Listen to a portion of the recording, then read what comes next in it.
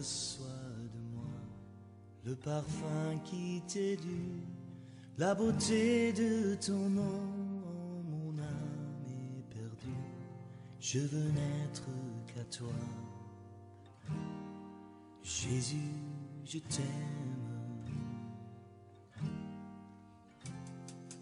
Reçois du peu que je trouve à donner, tout l'amour que mes yeux. Il y a beaucoup de gens qui sont au service des gens au lieu d'être au service de Dieu. Et tu penses que tu sers Dieu. Dans la vie, fais quelque chose parce que Dieu t'a dit de le faire. Pas pour satisfaire une personne. Rien n'est plus sain que le sang du pardon. Je veux n'être qu'à toi. Jésus mon roi. Salut bien-aimés de partout où vous nous suivez. À cet instant, nous commençons déjà l'émission La Voix du Salut, une émission chrétienne qui vise le salut des âmes par Jésus-Christ de Nazareth. Et pour commencer, nous demandons à notre bien-aimé, l'ancien Obed, de faire une prière. Prions. Tendre Père, nous te rendons grâce pour la vie, le souffle de vie que tu nous accordes, afin que nous puissions nous retrouver en ce moment dans ta présence. Seigneur, nous aimerions qu'en ce moment que tu puisses nous parler au travers de ton serviteur, ou un lit de ton onction, afin que ce soir nous puissions entendre ce qui vient de toi, afin que nous puissions comprendre comment nous orienter dans notre marche vers notre salut. En ce moment, nous voulons que toi seul puisses régner, Seigneur et Maître, au nom de Jésus-Christ. Nous avons ainsi prié. Amen. Amen. Encore une fois, nous vous saluons bien-aimés.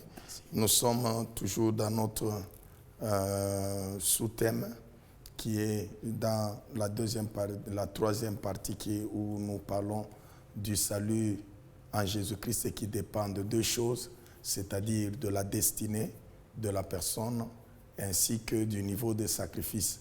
Le premier sous-thème, on a parlé de la destinée et maintenant nous sommes en train de parler sur le niveau de sacrifice. Nous avons dit que bien qu'il y a une meilleure destinée pour nous, pour toi et pour moi, il y a de bonnes choses que Dieu avait prévues pour nous, que Dieu avait planifiées, que Dieu avait destinées pour que ça puisse nous arriver. Nous devons aussi nous sacrifier. Il y a aussi notre part de responsabilité. Il y a aussi ce que nous devons faire pour que nous puissions arriver à entrer dans cette destinée.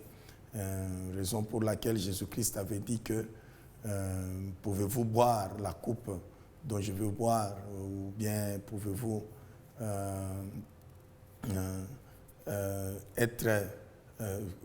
boire la coupe que je veux boire, c'est-à-dire pouvez-vous souffrir aussi comme moi je vais souffrir. C'est pour dire que c'est un chemin qui est obligé, c'est un chemin parce que lui il a dit je dois boire, donc il doit passer par là pour qu'il puisse arriver à entrer dans sa joie. Et nous avons même donné l'exemple où on nous dit que nous devons suivre l'exemple de Jésus-Christ, qui est notre exemple par excellence, parce que la Bible dit que lui, à cause de la gloire qui lui a été réservée, la joie qui lui a été réservée, il a accepté de souffrir, de mourir à la croix, raison pour laquelle il est assis présentement à la droite du Père. Donc c'est un chemin qui est obligé, il fallait qu'il puisse passer par là. Nous avons dit que nous aussi, bien que Dieu a préparé ou bien il a destiné une joie pour notre vie, il y a un chemin que nous devons suivre, donc nous devons aussi accepter de souffrir, nous devons aussi fournir certains efforts pour que nous puissions arriver à vivre ce que Dieu a prévu pour notre vie. Et pour cela, nous avons dit qu'il y a ce que nous devons faire, ça c'est ce que nous avons dit la fois passée, il y a ce que nous devons faire pour conserver la vie que nous avons reçue gratuitement, et il y a aussi ce que nous devons faire pour améliorer ou avoir la récompense dans la vie que nous avons. Et nous sommes référés à Genèse chapitre, dans le livre de Genèse chapitre 2, du verset 15 jusqu'au verset 17 Si on peut nous lire. L'Éternel Dieu prit l'homme et le plaça dans le jardin d'Éden pour le cultiver et pour le garder. L'Éternel Dieu donna cet ordre à l'homme: tu pourras manger de tous les arbres du jardin, mais tu ne mangeras pas de l'arbre de la connaissance du bien et du mal, car le jour où tu en mangeras, tu mourras. Nous avons dit que bien que Dieu avait créé l'homme, sans effort de la personne, il l'avait mis sur terre, Dieu lui avait demandé de faire quelque chose qui pouvait, ou bien deux choses qui pouvaient garantir aussi sa vie sur la terre. Et nous avons dit la première des choses que Dieu lui a donné, ou bien lui a demandé de faire, c'est ce qui se trouve dans les deux versets, le verset 16 et le verset 17, où Dieu dit que tu ne pourras pas manger, tu pourras manger de l'arbre, de tout arbre, tu pourras manger de tous les fruits, sauf à l'arbre de la connaissance du bien et du mal. Le jour où tu en mangeras, tu mourras. Donc, la personne devait conserver sa vie tout en refusant de manger l'arbre ou bien le fruit de l'arbre de la connaissance du bien et du mal. Dieu t'a donné la vie gratuitement et toi aussi tu dois conserver cette vie en refusant de manger le fruit de la connaissance du bien et du mal. Nous avons dit ceci: Dieu nous a donné tous la vie ici d'abord sur terre. Personne n'a fourni des efforts pour qu'il soit ici sur terre. Dieu quand même nous a créés, nous a mis ici sur terre par les moyens que lui-même a jugé bon. On nous a mis au monde, on n'a pas fourni, je n'ai pas demandé, je n'ai pas intercédé pour que mes parents puissent me mettre au monde, mais quand même je suis en vie. Du fait que je suis en vie, il y a ce que je dois faire pour conserver cette vie ici sur terre. Donc je dois refuser de faire ce qui peut causer ma mort, par exemple. Il est vrai que je peux demander à Dieu de me garder, de me soutenir, tout ça. Mais moi aussi, il y a ce que je dois faire. Par exemple, je peux éviter à prendre du poison, je peux éviter prendre un peu de certaines précautions sécuritaires, par exemple, pour que je puisse conserver ma vie. Du côté aussi spirituel, nous avons dit que nous avons la vie. La vie éternelle que nous avons, nous n'avons pas fourni des efforts pour que nous puissions avoir la vie éternelle. C'est Jésus-Christ lui seul qui est mort à la croix de Golgotha, afin qu'il puisse nous donner cette vie éternelle. Mais du moins, nous pouvons conserver cette vie éternelle. Nous l'avons reçue. Tu crois en Jésus-Christ directement, tu as la vie éternelle. Mais ce qui est sûr, c'est que nous devons refuser de pécher. Donc, nous ne devons pas pécher pour conserver cette vie éternelle. Nous devons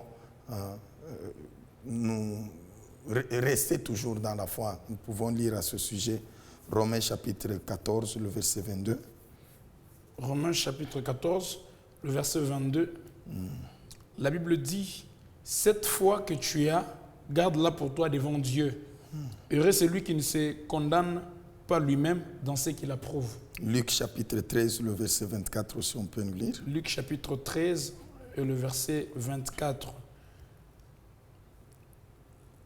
La Bible dit: efforcez-vous d'entrer par la porte étroite, car je vous l'ai dit, beaucoup chercheront à entrer et ne le pourront pas. Voilà, la Bible nous dit dans Romains que cette foi que tu as, c'est-à-dire tu as cru au Seigneur Jésus-Christ, tu es dans la sainte doctrine, tu es dans les voies de Dieu et tu vis maintenant devant Dieu. Parce que devant Dieu, je vous avais dit que celui que Dieu considère qu'il est en vie, c'est celui qui est en sa présence. Donc celui qui est hors sa présence, pour Dieu, c'est quelqu'un qui ne vit pas, c'est quelqu'un qui est mort. C'est pourquoi il faut, pour vivre devant Dieu, il faut être en Jésus-Christ.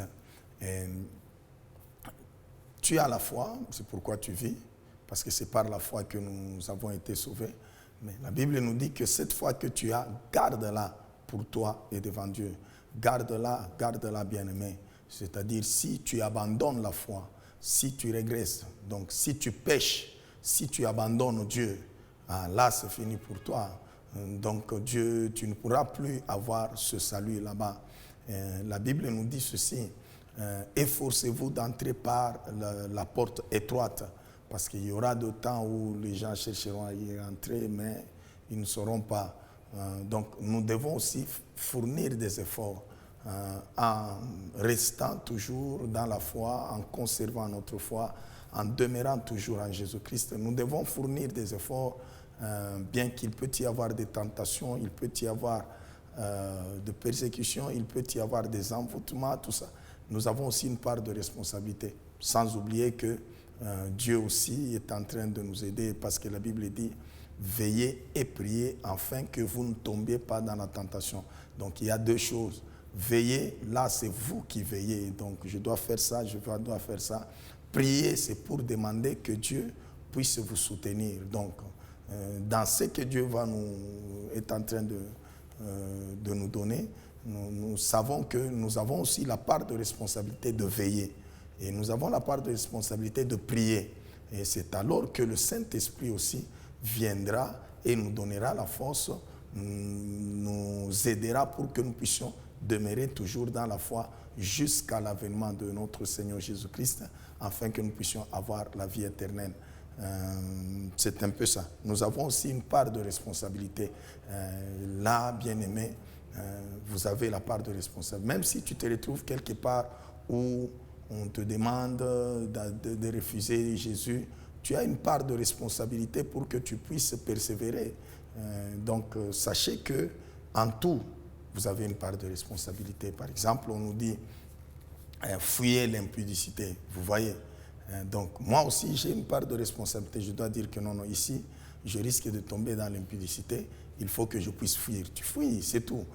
Donc, tu as la part de responsabilité pour que tu ne puisses pas tomber, pour que tu ne puisses pas abandonner Dieu. Tu es en train de t'efforcer. Ça, c'est pour avoir la vie. Mais ce n'est pas seulement cela. Nous avons dit concernant, parce que pour avoir la vie, il ne faut pas toucher à l'arbre de la connaissance du bien et du mal. Donc, il ne faut pas toucher au péché. Il ne faut pas tomber dans le péché. Et maintenant, pour avoir la récompense, pour rendre la vie meilleure, pour entrer dans ce que nous avons dit comme destinée particulière, parce que la vie, là, nous voyons, c'est la destinée générale ou universelle, d'après ce que nous avons expliqué les fois dernières.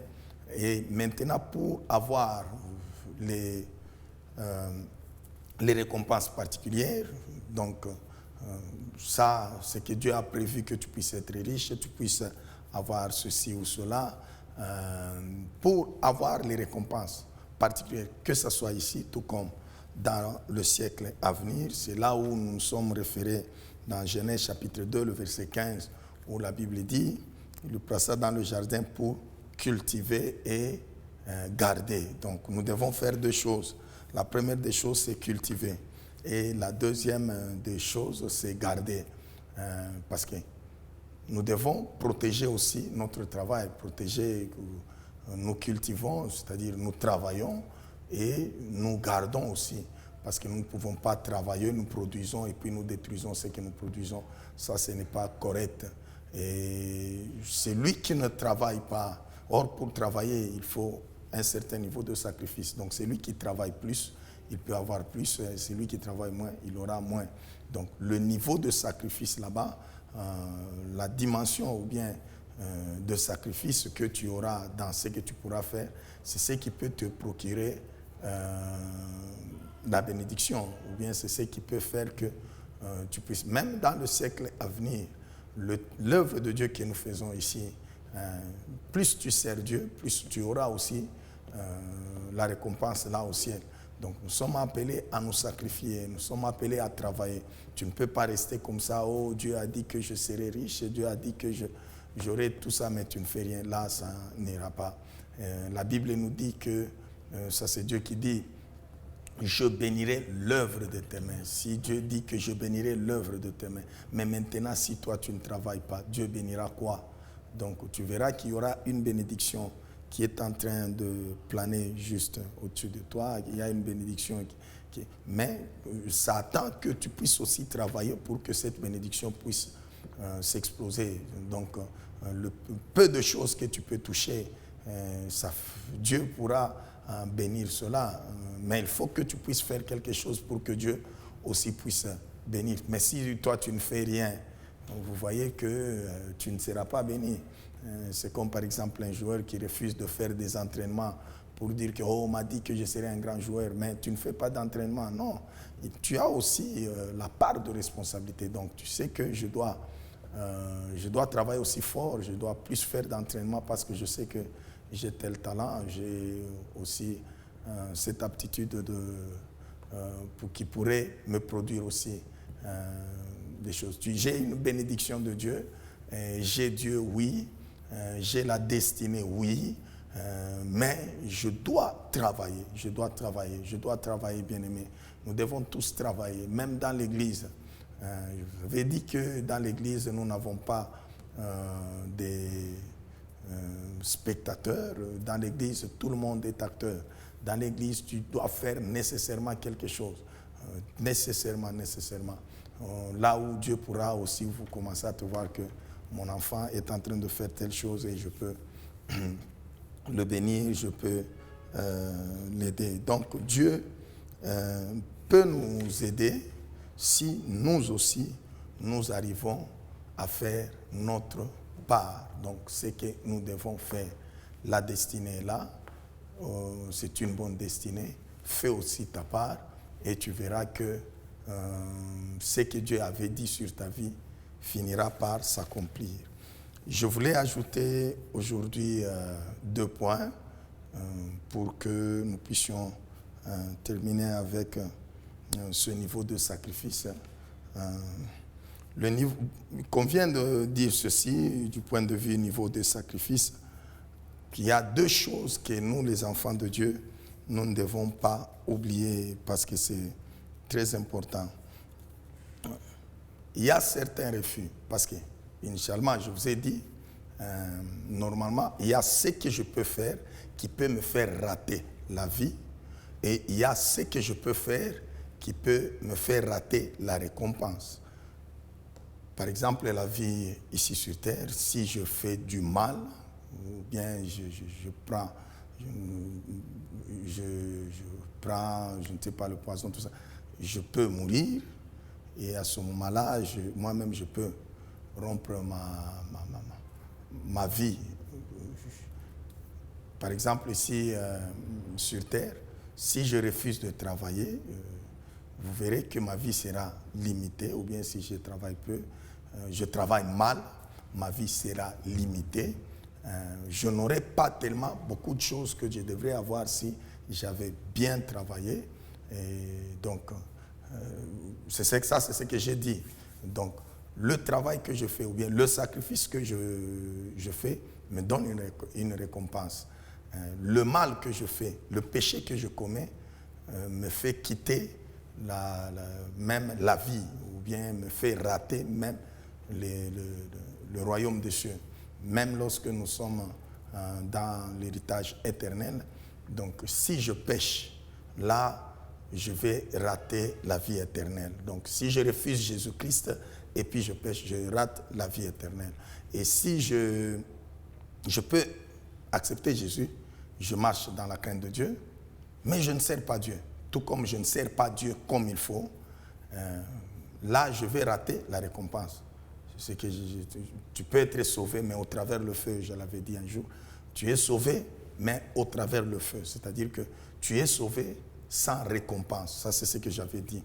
Mais nous devons savoir ceci, c'est ce que j'ai dit, les 2 choses. La première des choses, c'est que nous devons savoir, c'est que certains refus de faire, de servir Dieu, peut nous amener à un péché. Donc, il y a certains refus de servir Dieu que Dieu considère ça comme péché et à ce moment-là, la personne ne rate pas seulement la récompense, mais il quitte même les voies de Dieu, donc il rate même la vie éternelle. Ça, c'est ce que nous devons un peu savoir. Parce qu'il faut faire très attention. Il ne faut pas dire que non, moi je suis chrétien, je reste seulement là-bas, même si je n'aurai pas de récompense, parce que j'évite un peu de problèmes, mais je vais toujours entrer dans le royaume des cieux. Non, il y a certains refus, ce que nous devons savoir. En dehors de rater la récompense, ça touche Dieu, à tel point que Dieu dit que non, cette personne ici et même la vie, il ne l'aura pas. Nous pouvons donner quelques cas ou quelques exemples que nous pouvons lire dans Matthieu chapitre, nous lire dans Matthieu chapitre 25, on peut lire le verset 30, mais vous pouvez lire à la maison à partir du verset 25.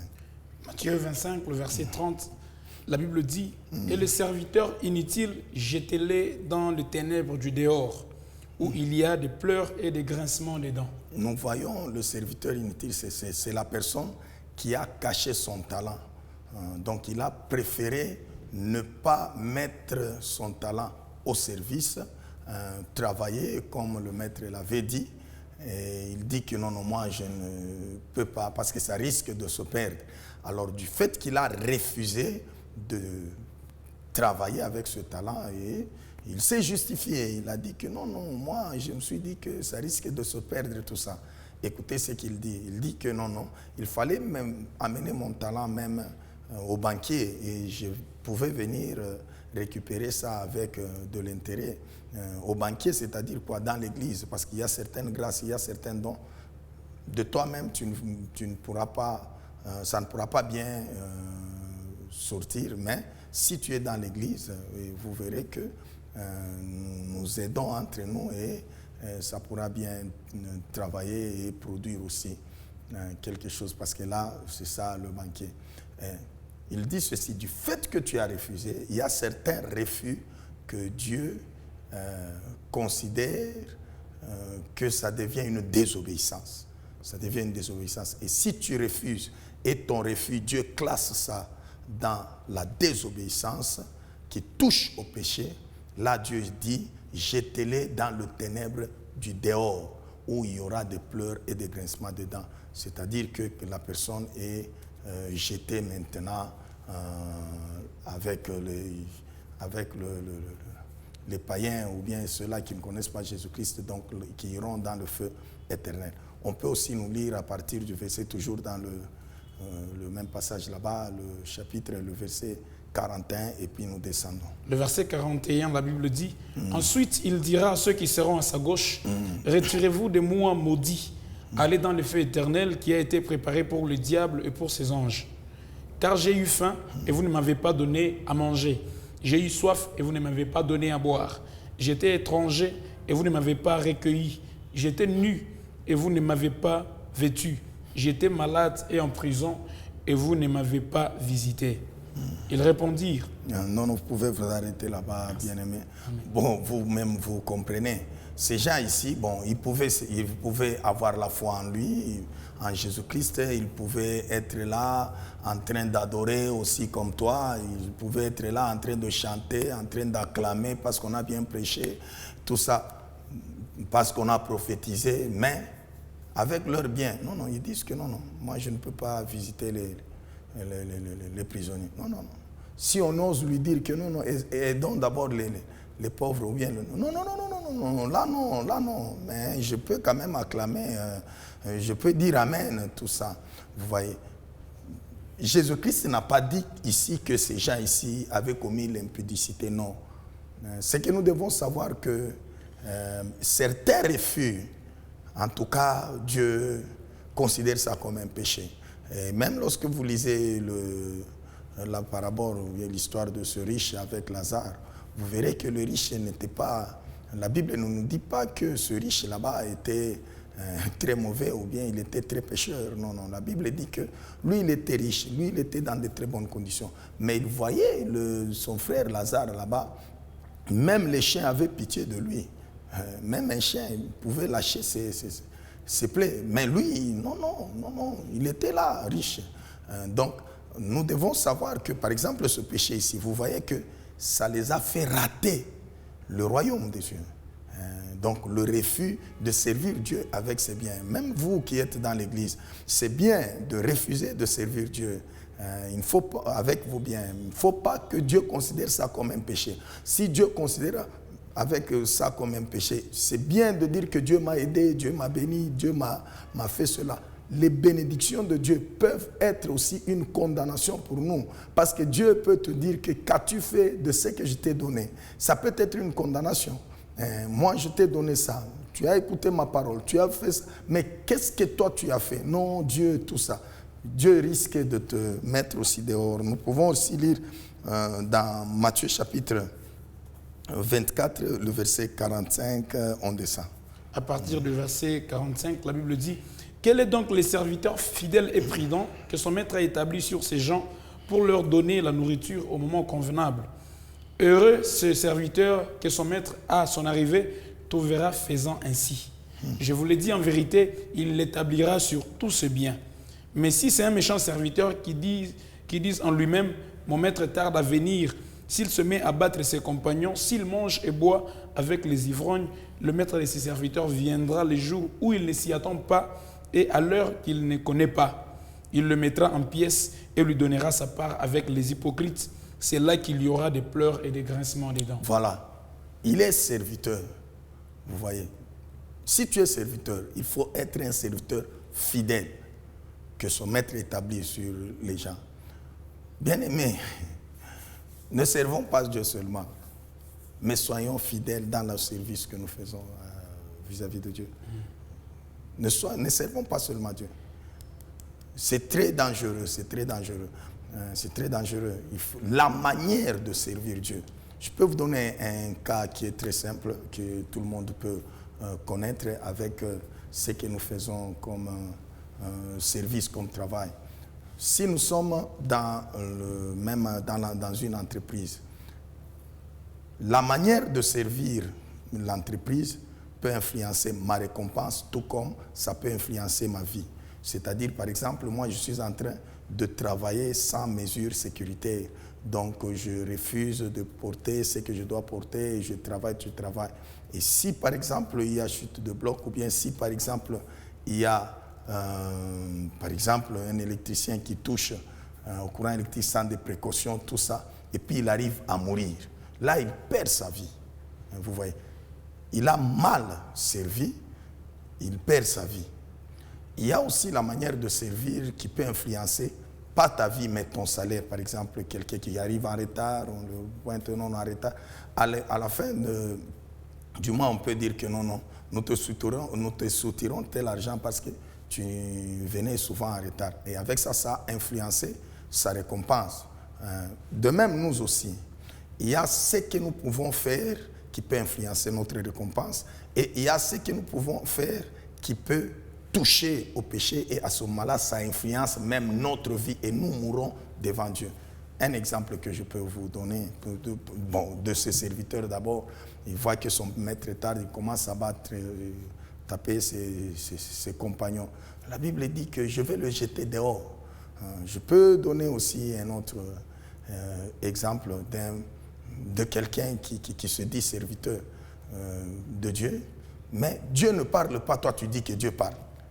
Tu dis, parce que tout le monde a prophétisé là, toi aussi, tu as menti au nom de Dieu. Vous voyez, le problème, ce n'est pas... Tu penses que Dieu pourra te laisser. Par exemple, toi, tu es en train de dérouter les gens par tes prédications. Toi, tu penses que ça, mais c'est un péché. Donc, nous nous arrêtons par là et on va continuer la fois prochaine. Il faut savoir comment servir Dieu pour avoir une récompense. Nous pouvons prier pour tout celui qui veut bien servir Dieu afin qu'il puisse avoir la récompense. Prions. Éternel Dieu, nous bénissons ton nom encore une fois et nous recommandons tout celui qui nous a suivis entre tes mains. Aide-le, aide-nous tous, Seigneur, afin que nous puissions prendre des précautions pour conserver notre foi en toi et aussi te servir pour avoir l'héritage éternel. Nous brisons toute œuvre du diable cherchant à nous dérouter au nom puissant de Jésus-Christ. Amen. Amen. Que Dieu nous bénisse. Amen. Sois de moi le parfum qui t'est dû, la beauté de ton nom, mon âme est perdue. Je veux n'être qu'à toi. Jésus, je t'aime. Reçois du peu que je trouve à donner, tout l'amour que mes yeux. Il y a a beaucoup de gens qui sont au service des gens au lieu d'être au service de Dieu. Kuna bantu bamingi beko natumikia bantu pali pa kutumikia Mungu. Et tu penses que tu sers Dieu. Na huku nawaza kusema unatumikia Mungu. Dans la vie, fais quelque chose parce que Dieu t'a dit de le faire. Mu maisha fanya kitu njoo Mungu alikwambia ukifanya. Pas pour satisfaire une personne. Hapana njoo kufurahisha mtu. Rien n'est plus sain que le sang du pardon. Je veux n'être qu'à toi, Jésus mon roi.